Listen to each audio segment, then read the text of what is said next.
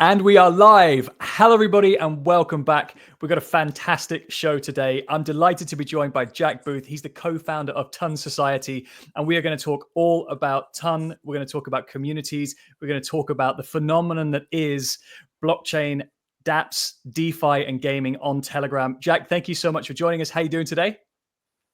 I'm doing great. Thank you so much for having me, Anthony. Coming to us live from your new digs in Dubai as well. How has the move been for you so far? That's right. Yeah, I'm now based in Dubai. The move has been excellent, pretty seamless. Like I've got the whole family out here, dog as well. So it's been a bit of a mission getting everyone over, but now it's all set up, and I still haven't got my shelves kitted out. So forgive me if I haven't got any Ton paraphernalia here. It's coming. It'll be there. Fair enough. Fair enough. I was about to say, you might be more of a digital person than a bookshelf person. That's one thing. Which is the harder thing to do? Bridge across two different chains in a blockchain, or bring your family from the UK to the Middle East? Oh wow! Well, bridging to Ton right now is pretty difficult. So I'd say it's bridging probably. Yeah. Yeah. At least there's people that can help with bringing families over to the Middle East. You know. There you go. Yeah, when you're bridging, it's you on your ones. Exactly. So, Jack, let's get started.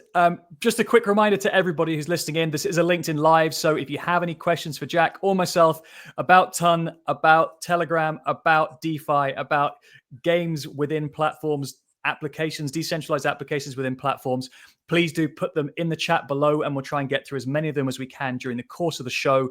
We'll try and bring them up as we go along, or maybe answer them at the end, whichever seems to fit the best. And also, give us your GMs. Do please let us know, where are you coming in from? Where are you listening from? Anybody who's in the neighborhood, anyone around by Jack, let us know if you're dialing in from Dubai or anywhere else in the world. We'd be delighted to hear from you. So, Jack, for those who don't know you and for those who don't know Ton, could you give us your brief introduction, please? Yeah, sure. So I'm Jack, obviously. I'm the co-founder of Ton Society. Ton Society started as a kind of community initiative to grow grassroots support for Ton across the world in local hubs. So it's like we started doing events in local places. We started building communities all over the world. We now have 9 hubs. And it just got to the point where we were, I was the CMO at the foundation, Ton Foundation. And it got to the point where we decided, like, it's better just to spin this off, create a new company, and decentralize the actual access to the assets that Ton community has. Right, we've got all of these community channels with last I checked, 16 million subscribers across the Telegram and the Twitter and the YouTube. And so we wanted to really create a media company for Ton that enabled Ton's projects, Ton's ecosystem members, Ton's advocates to really have their voice heard and reach out to the world and say what they've been up to. So we spun off Ton Society back in September, and our focus is threefold: really turning Ton community members into activists. So either advocates or builders.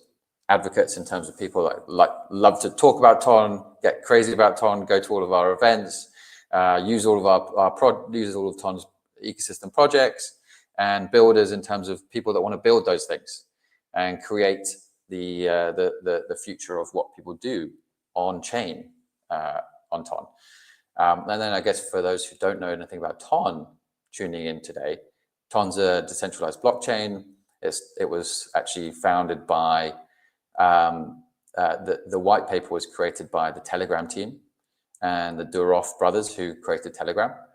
And initially they created it. They raised a lot of money in an ICO. They had to give back that money because they were sued by the SEC. That then led to the community completely taking over the testnet at the time. And that testnet then became renamed to mainnet.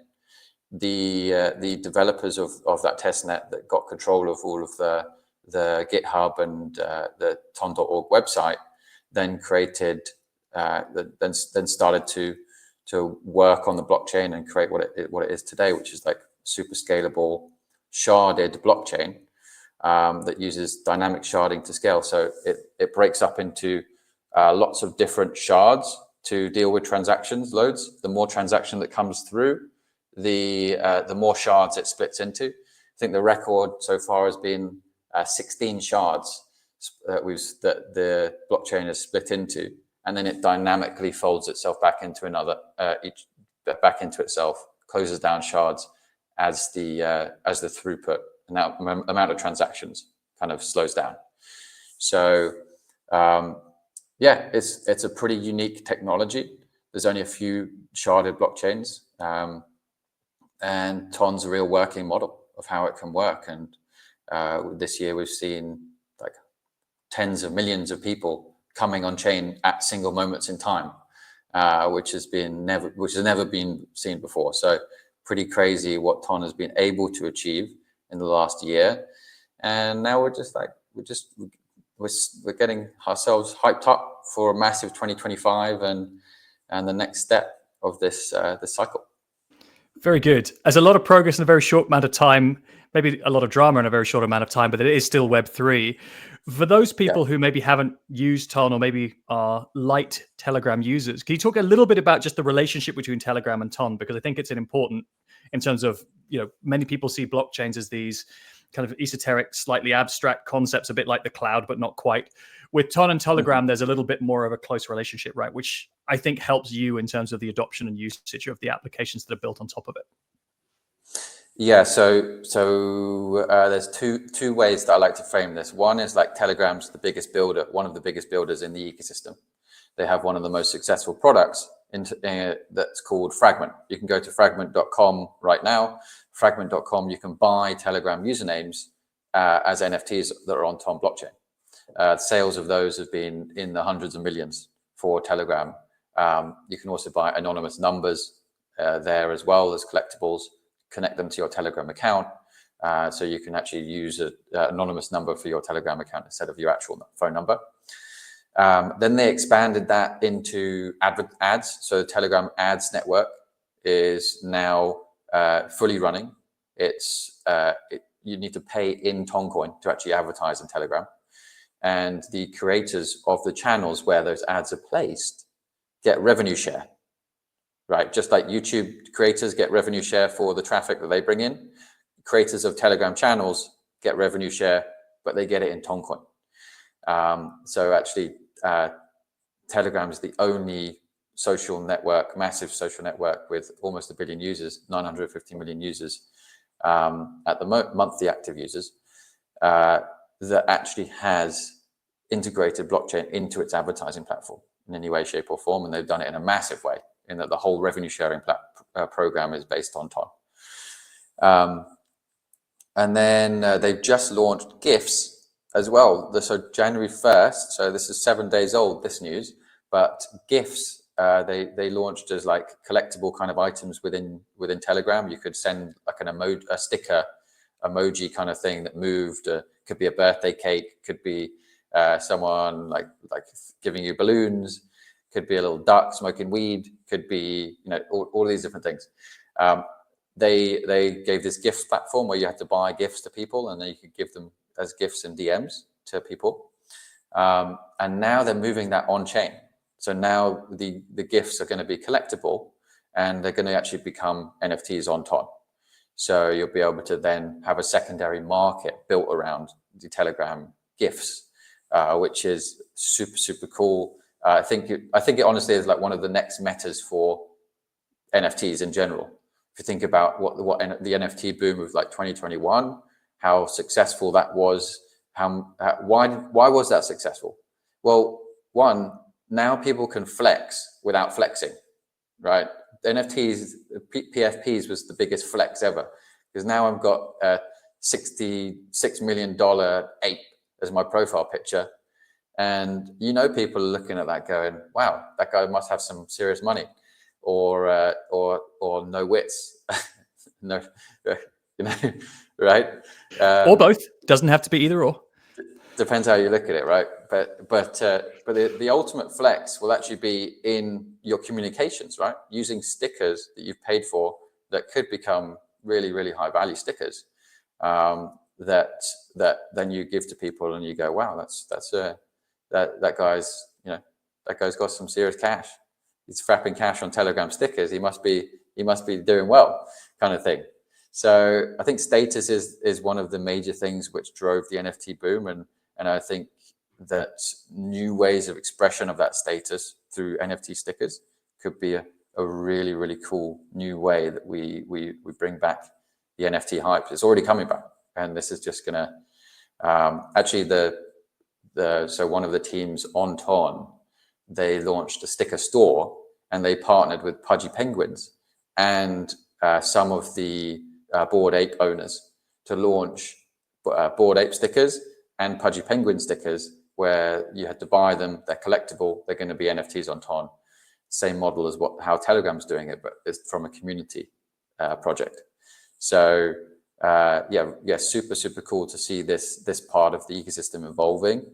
And yeah, so that's the first way. Telegram's a builder in the ecosystem, one of the biggest. The second way is our ecosystem consciously made a choice to use the Web3, to use the open mini apps protocols in Telegram. So in Telegram, you can actually build an app within an app, right? Think of it like WeChat. In WeChat, you can actually build mini programs which sit inside WeChat, pop out in one click. It's the same thing in Telegram. Now we have mini apps that pop out inside of Telegram, and you can actually use those in one tap. You can access them very easy from the App Store in your search menu of Telegram. You can go to search and you can click apps, and you're going to find a load of mostly Ton apps. Ton has really driven the development of this. Doing it right now as we go along. Just having, oh, there it is. Okay, yeah, I'm with you. I'm there. Should have done my research ahead of time, shouldn't I? Oh, it's very cool. cool. It's easy to miss, but once you know it, you know it, and yeah, you just literally go to apps, and the number one app, one of the biggest ones, is actually Wallet. So Wallet is a Ton-based wallet inside of Telegram, and it's got about 100 million users. So it's used by a lot of people. It's actually rolled out majority of the world, apart from the US and in the UK, where they're getting a license at the moment. But the majority of the world have that wallet in their settings menu in Telegram. So it's actually there, placed inside of the settings. So pretty crazy that most users in Telegram have a Ton wallet already. They may not even know about it. And what you can do with that Ton wallet is send crypto as easy as sending a text message. You can literally go, once you've got your wallet started, you can attach crypto to any message in DMs. You just go to your attachment menu, attach wallet, and then you send Toncoin, USDT, Bitcoin, Notcoin, as easy as sending a text message. So really super crazy use case for global payments. Very cool. So you've got essentially a fairly widespread economy sitting within Telegram, built on Ton, that's looking at supporting an ad platform, supporting monetization of intellectual property, IP, NFTs, and also looking at peer-to-peer payments or just transfer of value. All right. Exactly. Already quite a lot. I mean, the ecosystem is still early. This is the thing. We're still really growing the amount of usage of on-chain. Like a lot of our applications, they start off-chain. You do some kind of off-chain actions, and then you kind of migrate on-chain with an airdrop. That's been the typical model for Ton projects, how they've launched in the last year. And that's led to a lot of crypto curiosity in Telegram. The projects have done surveys, and they found 50 to 60% of their user base has actually been totally new to crypto before using their project. And so we really are onboarding completely new people to crypto with Ton, which is a massive challenge, because how do you get these people to then start providing liquidity and do all of the crazy degen meme coin trading things that every other ecosystem looks to focus on, like that's a tricky thing. And so we're still working out that middle part, and that's where we really proved this year with Ton, like apps inside of Telegram can grow to hundreds of millions of users, proven. Like that is without a doubt. No one can debate that. Now the next step is, okay, hundreds of millions of users is great, but how do you actually really move them on chain and get them to be valuable members of a blockchain ecosystem, which is providing liquidity, trading volume, and really frequently using blockchain projects. And so this is the area now we're like super focused on for this next year, is how do we get that how do we reactivate that captive audience that we've already kind of made curious, by giving them really, really tangible use cases that are going to be useful in daily life. I like that. You've accelerated the path to getting users, at least because you're in the wallet. You've shortcutted that by Telegram, which is hugely powerful, right? One of the biggest challenges for a lot of the decentralized applications out there is the onboarding path. And you guys have solved some of that. Exactly. You've already onboarded some of the established use cases, right? Tokenization, peer-to-peer payments, IP, NFTs, or NFTs is probably a synonym for tokenization of stuff. The question then is, what else are you going to tokenize? Is there any specific license requirements for things like decentralized finance, where people could be gaming in-app, people could be investing within app, et cetera, et cetera? That's going to be harder, I suspect, and it's going to be more, the closer you go to financial regulation, the harder work it's going to be. But I suspect it's a logical conclusion. I don't want to jump too far ahead in the roadmap. Maybe we'll skip ahead from kind of what can you do on Ton today to talking about the community and the movement into Ton Society. Only 4 months in, right? So Ton Society has created a huge amount of awareness, created a huge amount of visibility as a brand in 4 months. It's really quite impressive. How do you look at community? What's the importance of community to you? And talk us through the transition. So like blockchains are literally just communities of people doing things. And so they are the most important, creating a good community that's capable of collective action is absolutely, like, that's our mission, turning passive people into activists, right? If we can have a community of activists, people who are building or talking about the builders in our ecosystem, we've got a powerful ability to really make anything that we do successful.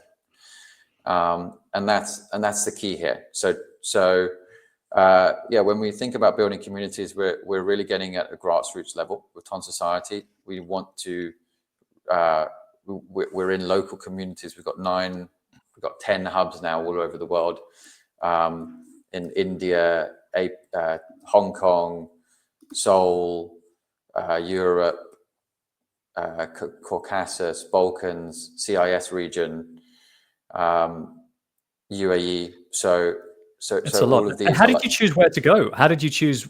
Obviously, because you've got 200 plus countries in the world, you've got pretty widespread blockchain adoption or crypto adoption in a bunch of different places. How did you make the choices to know, where to deploy the hubs? So we really focused on areas which already were familiar with, like, super apps, because with super apps, it's like in the West, we don't have any successful examples of a super app in any way, kind of in any level of adoption.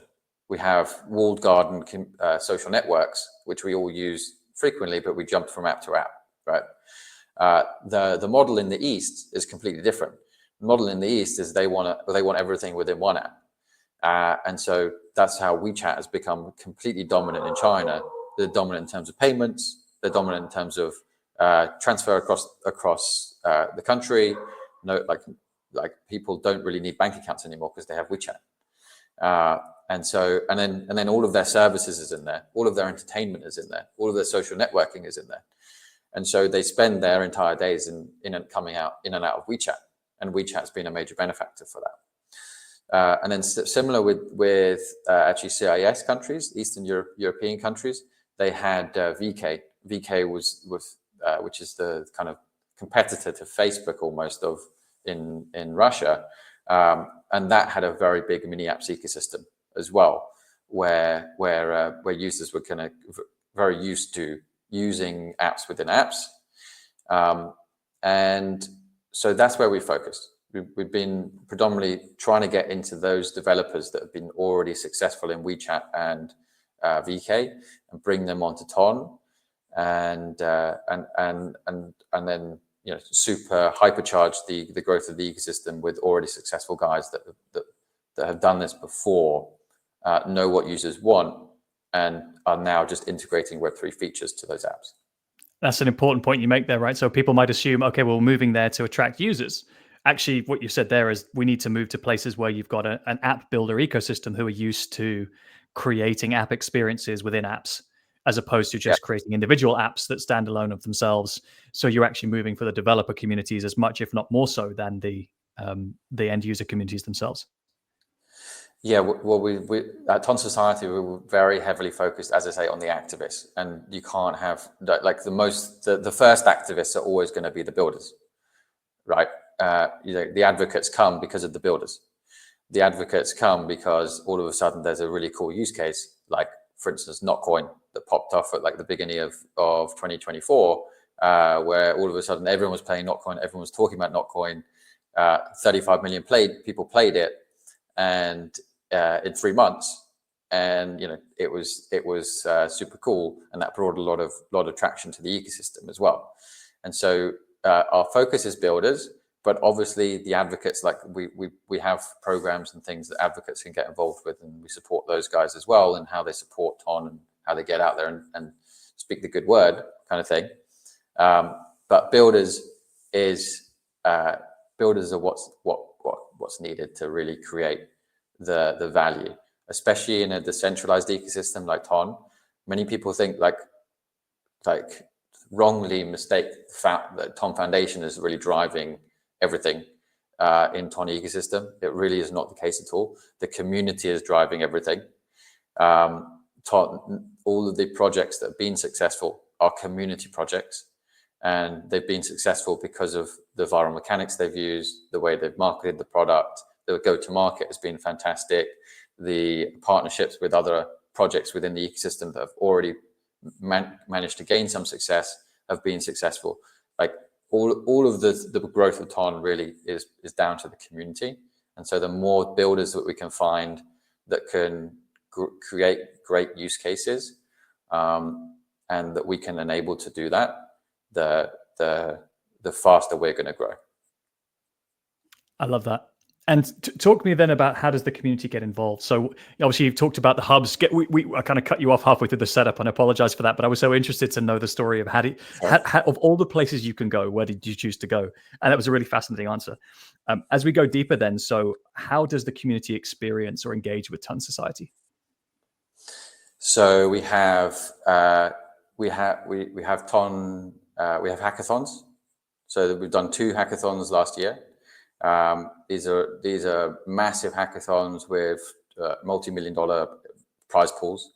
And then for last year, our focus for these hackathons was really like driving a lot of grassroots developers to come to boot camps. And so in just this one gone in winter, we ran 20 boot camps in 6 weeks, pretty much 4 per week, over weekends. There was 3-day events. Each one of the boot camps is like meant to help developers to really go from idea to pitch. And then once you've got the pitch for the project, you then submit your deck into the hackathon. You carry on building, and then the hackathon deadline was in kind of December, and we brought in all of the finalists into one big demo day. We had some great finalists from like AI agent projects to debate platform, referendum kind of polling projects to collateralized debt stable coins, and like a whole plethora of different great teams. And they literally went from idea coming in at a boot camp that we ran all the way to like project on mainnet in a Telegram mini app that someone can now go and use right now by the end of it.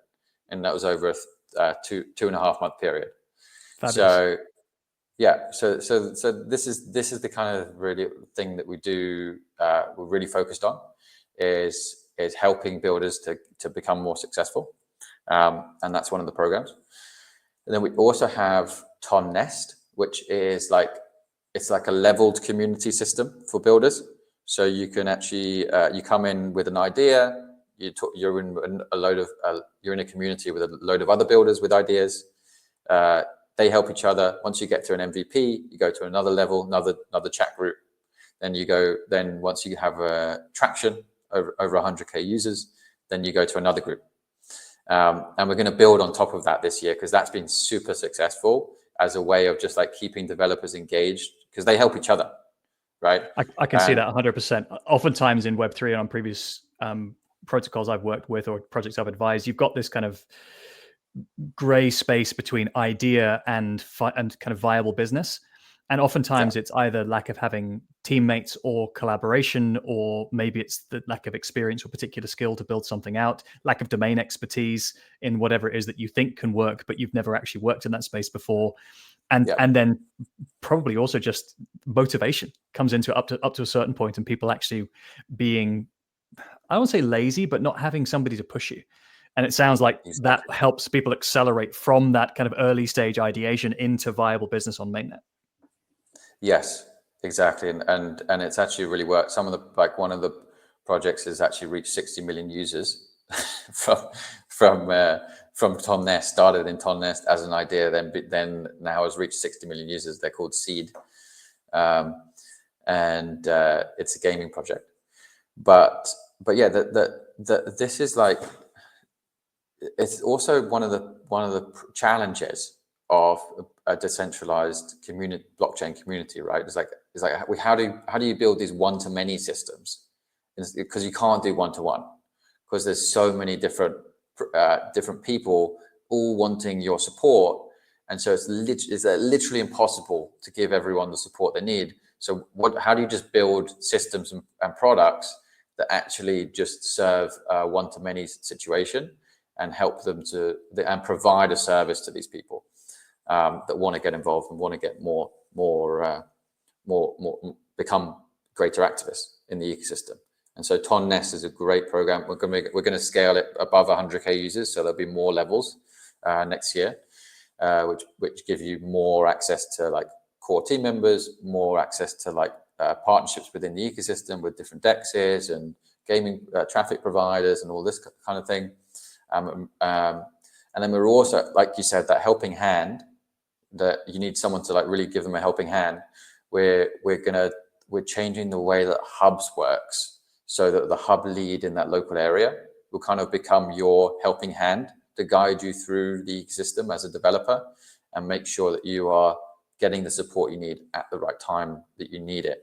Right, you know, some guy who's so you've got kind of the hub concierge almost, because also blockchain ecosystems, as they start getting bigger, you start looking through, okay, well, there's 50 different wallets and there's 6 identity providers and there's 3 DEXs, and like, which one should I work with? Which one fits for me? Yes, it's hard, right? And I think that's probably the appropriate place to start the single human to human kind of relationship, because any further than that, and you're going to bottleneck real quick. But in the initial jumble sale, trying to figure out what you can figure out, I think that helps.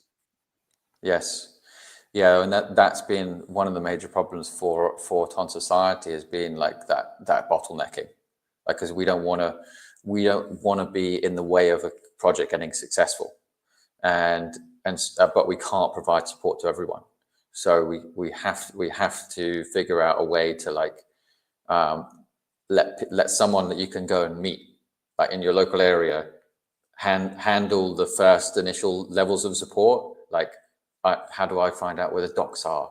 How do I get in touch with like one of the big ecosystem teams, because I think they can help with my launch? You know, how do I tell my story in Ton Society media channels? Right, this is it's the usual stuff, right? It's how do I get money? How do I get funding? How do I get access? How do I get technical support? How do I debug my stuff? Yeah. Well, the issue with that is like that's not available to everyone, and so you need to generate in a competitive ecosystem where you've got so many decentralized projects, you need to generate some traction, or you need to have an incredible fucking story. And if you've got an incredible fucking... Sorry, go ahead. And if you've got an incredible fucking story, if you've got an incredible fucking story, then that's something we can tell at Ton Society, because that's going to be interesting for our audience. That's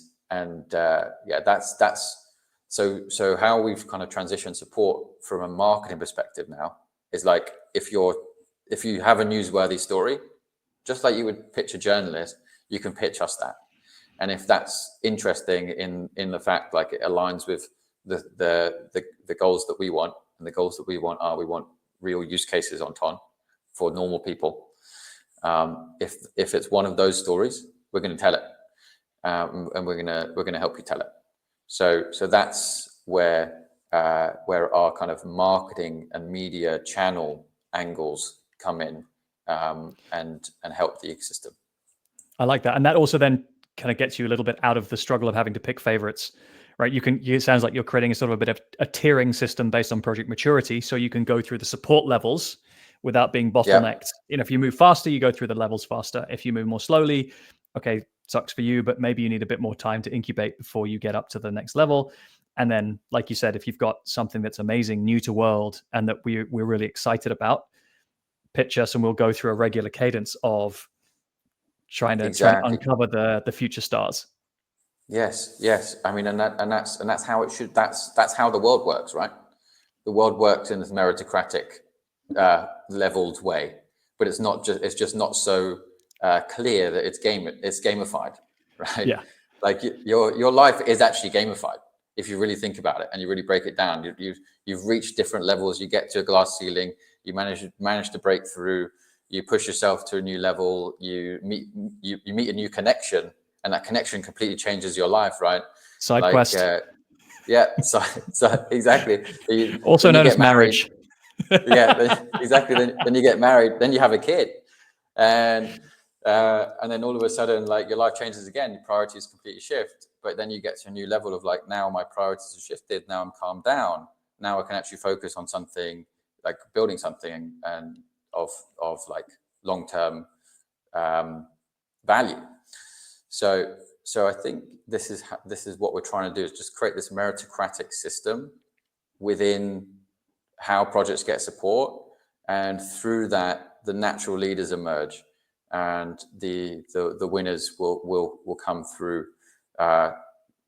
pretty much by themselves. That's our hope, and that's what we're seeing. To be honest, like, we've seen the projects that have been successful.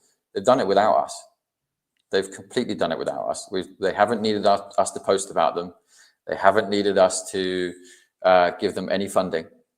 They haven't needed us to do anything for them. They've just become successful. And so examples of that would be like Notcoin. Those guys, we did kind of heavily post them at the start, because it was like a totally new use case on Ton. It was the first gaming project that ever launched and all this kind of stuff. But after that was they did everything by themselves, right? And it was just that initial kind of support they needed. But then other projects after Notcoin have come, and they haven't needed that support at all. Like Hamster Combat, we never posted about them. We only posted about them after they became successful, to say, wow, isn't it cool? There's a project on Ton with 300 million users. Sorry, shoot me if look what we did. Oh, look what just happened. Yeah. It's a nice thing to be able to wake up to. And again, that's probably some of the best marketing you can have, is we've got an ecosystem that's working, that's not overly prescriptive, that's not overly bureaucratic, that it is still meritocratic, right? People will still rise to the top regardless of how much support they do or don't get from us. That's when a protocol works well, is if you created an organizational protocol for scaling applications, and it's successful, or so far it seems to have been successful, which is great. Yeah. So what next? Well, 2025 is going to be a huge year, I think, just generally in crypto, right? I think we're all excited. I don't think anyone's not excited.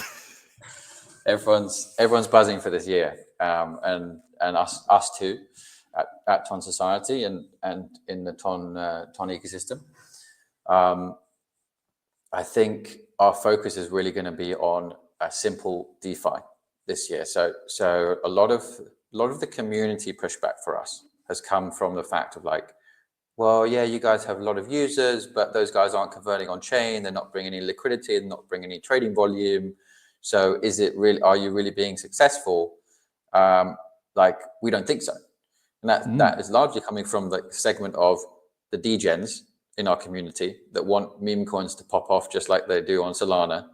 And, they want lots of TVL in order for projects to suck that TVL in and the projects to be highly liquid on chain, so there can be lots of trading volume on chain, and that can then manufacture great project prices. So how we've seen it happen is we've grown so fast with the users that the utility projects, they didn't really keep up. We grew too fast. Right. And so the projects didn't really communicate why their tokens would be valuable. Right. Like, what's the utility of the project's token that they're getting airdropped? And so when you get 60% of the audience that don't actually know why they're going to hold this token, like why are they going to hold on to it? They're not. So that's the inevitable happened. And a lot of these projects got sold off massively and haven't come back. And so they became crypto curious, this audience. And now it's about like, okay, how do we reactivate those people? Because they're still there. They're still in Telegram. They're using Telegram every single day. And our apps are just one tap away from them to be opening them up and getting straight to the exact value that they need. So we're really focused on simple DeFi. And when I say simple DeFi, what I mean is like creating apps inside of Telegram that can be used to save money and earn yield, a continuous yield, simple yield that your mum could use, right? That's one application. Second is payments. So how do we go from crypto to paying with the crypto that you've got? Simply within a Telegram mini app that anyone can use across the world. And so those are two very, very big things. And then third thing is TG Bitcoin. So we have the Ton core team have built a bridge between Bitcoin and Ton. It's a decentralized bridge, so that there's no third party that actually holds the keys. The keys are held by multiple parties in the Ton, in the actual Ton validator set. So the Ton validator nodes hold the keys distributed across. And so no one can get access to those third-party keys, the ones that holds all the Bitcoin. So it's a wrapped version of Bitcoin. We call it TG Bitcoin, Bitcoin in Telegram. And effectively, it's as close as you can get to real Bitcoin, because it's one of the most secure and decentralized bridges that there is out there. And we're super excited by TG Bitcoin. We believe that, there's some don't quote me on the numbers, but I believe it's like 60% of people just buy Bitcoin and just hold it in Coinbase. Right? Wouldn't be surprised, right? They look at it as either a store of value or a kind of an alternative appreciable asset. They're not looking to do anything clever with it. They're not looking for swaps and changes and modifications. It's like, buy some Bitcoin, it's a good idea. Forget about it, come back to it later. Yes, exactly. And so we've obviously seen with Coinbase Bitcoin, CB BTC, right? They also launched the wrapped asset, but it's custodial. It's on Base. And so they're obviously trying to activate that audience into DeFi as well. But I think with Telegram, we have the added advantage of a magnitude more active users than Coinbase. And probably a material UX advantage, I would say as well, right? Wallets and exchange apps are still quite financy. Whereas the Telegram UX, if you've got that 950 million monthly active users who are in Telegram doing Telegram things, if you can provide a basic human need with a Telegram UX, I think obviously you've got a captive audience for thing one, and then for thing two, you probably improve on the likelihood of people taking action. Exactly that. Exactly. So if we can build TG Bitcoin into the messaging experience and make it easy to buy, easy to store, and easy to see what you're getting back from that TG Bitcoin in terms of yield. There's also some incentivization strategies that we're going to use in a big way around TG Bitcoin. So one, to get people to bridge over their Bitcoin to Ton, and two, to use it within the ecosystem. I'll just give you guys a little bit of like that because I think it's a really good strategy. So the strategy is we're going to incentivize borrowing against staked Ton. So you could borrowing against Bitcoin, TG Bitcoin. Got you. So you I was bring about to say, Bitcoin.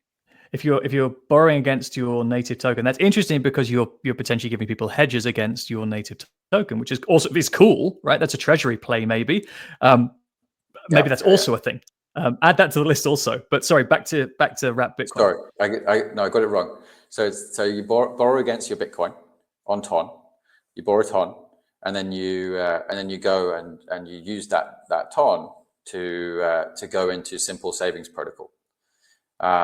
And so what you then have is like, okay, so now I can store my Bitcoin. I can get yield on it from incentivized. The borrow rate is incentivized, and then I can go get a nice yield on my savings, and then I get like a nice 5%, 7%, or whatever, yield there in between. So that's a great strategy that would be good for whales, as well as once we put it into like a one-click service inside of the wallet in Telegram, right? Then it's going to be great for retail as well, because then you've got wallet which pops out in one click inside the Telegram Messenger, and you can go Bitcoin yield strategy. I'll put money there, and boom, you get whatever the yield is at that particular moment in time. You don't have to think about it. You don't have to worry about it. It does it all for you under the hood, and the whales can then get a little bit more of that by doing it themselves and doing each different step instead of going through the one click, right? So that's a really, really huge thing that we're going to be working on over the next. So TG Bitcoin launches in April. We're now on testnet phase, and super cool to have that. Do you think you'll have to throttle it like some others have, because people might pile in? And it's like all of the other Bitcoin lending protocols we've seen, they've had to kind of cap it at about $2 billion or $1 billion or a certain number of users. I can imagine there's probably going to be a few people out there saying, I like Telegram, it's easy to use, I trust the technology, and I would much rather have my Bitcoin plus the appreciation, not just the Bitcoin. Yeah, it's definitely going to have to be capped at some point. But the floodgates will be open, my friends. Get involved, be early, and enjoy it while it lasts. That's what I say. Very good. So you got Simple DeFi coming up. What else are you looking forward to in 2025? So another thing that I'm really excited about is like kind of well-known bridges and DeFi protocols that are now setting up on Ton. So I can't give the game away on this one side of things, but we did partner with Curve, and or Ton Foundation partnered with Curve to actually create a stable swap protocol on Ton. Now we have 2 stable swap protocols on Ton now that are being mentored by Curve, financed so by Michael Egorov himself, and then we're using the same model with Jupiter, and so Ton Foundation partnered with Jupiter, which is the Solana DEX, and they are building a DEX aggregator on Ton. So same model where it's like we actually bring in like a well-known project from a different ecosystem. They help us to incubate some builders on Ton to build something similar, and then those builders launch, and the Curve one's been good. We've got two protocols now that do stable swaps, and now there's one with Jupiter which we're doing the DEX aggregator. Then bridges has been like a massive problem for Ton because like we're not an EVM chain, so we don't integrate well with other chains. We're also like the actually building technically on Ton is quite challenging. There's a whole different language to understand called FunC. Meant to be like C++, but it's like super. I hear it's difficult. I don't personally develop things in code, so I don't know how difficult it is compared to other languages. But yeah, it's meant to be super difficult. So actually bridging and dealing with the complexities of Ton blockchain, connecting it to other chains is quite hard. So this has been a major challenge, and this I'm happy to say will be solved very, very soon. And there'll be one of like I think probably one of the top bridges in the whole ecosystem will be connecting us to most of the other chains, and then the floodgates can really open, because a lot of the liquidity problems, right? The reason why it's so easy for like memes to pop off on Base and Solana and Sui, right, is because the bridges are there already. And so when someone sees a narrative on Twitter and it's like, okay, we're going to move, it's easy to do. You can do it non-custodially. You don't need to use a SEX to do it. You don't need to put your assets back onto an exchange and then take it out to another chain, potentially create a taxable event.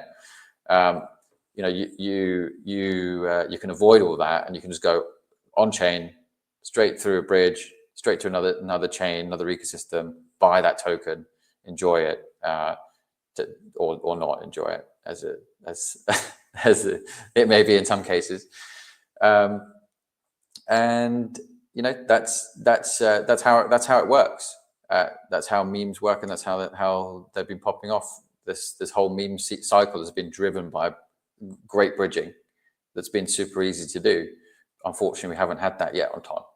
So super excited to see that come along and open us up to the rest of the crypto ecosystem. Fabulous. So DeFi, bridges, probably further expansion of hubs, probably some work to do in America as well. I think everybody's looking forward to a slightly more friendly regulatory regime in the US in the coming year ahead also. Yes, so we're certainly looking into the US now. We have some kind of major US investors and VCs that are now looking at Ton projects now that the climate is changing, and so definitely watch that space. We also have a big focus for Ton Society and like creating a hub in the US. So we're hiring now for our US hub lead. That person is going to be really key in growing the developer ecosystem and community for Ton out in the US. And so you'll probably be seeing them at all of the conferences circuit. That I don't know when that's getting started. I hope not sometime soon, because I spent 9 months traveling this year, and so I don't want to do it again. Stick around, enjoy the new house, and help the dog to feel at home.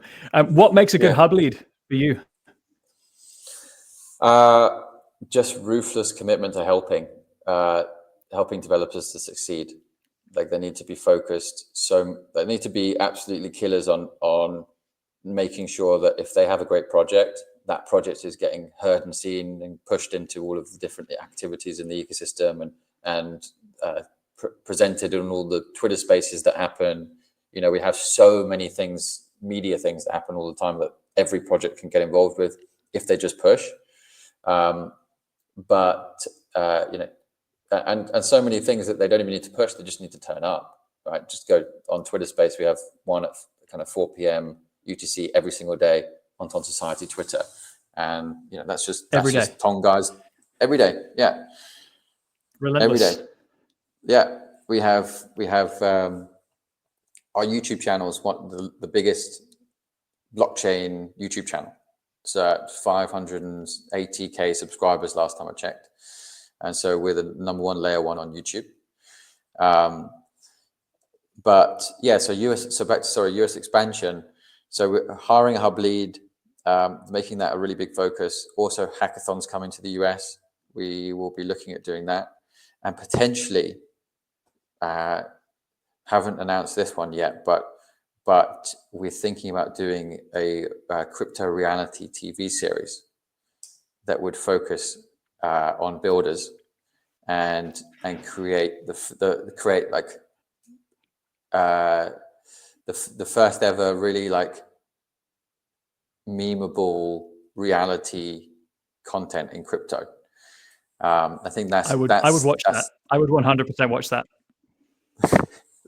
I know that's hard to understand what that's going to be like without any of the details, but I think what Drive to Survive did for F1, that's what we need to do for crypto. Drive to Survive was an initiative that thought about by the F1 guys to really change the audience of F1. They had a dwindling audience base that was mostly old, because the way they marketed F1 was all about the technicalities. It was like, who's got the best engine, who's got the best exhaust, like who's got the nicest like slick tires. No one gave a shit, right? No young people, no new people. The people that liked that kind of style, who knew about cars and knew how it worked, they liked it, but no one else did. And so how they changed it is they brought the personalities to light. The people within the teams that are actually doing this thing, they created this cult of personality around the F1. And then all of a sudden they changed the user base. Then they launched 3 races in the US.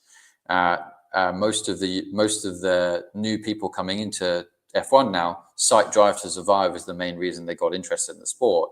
And also they understand how F1 works. They understand race mechanics, all the different teams. They understand that without even knowing that was like an educational experience for them.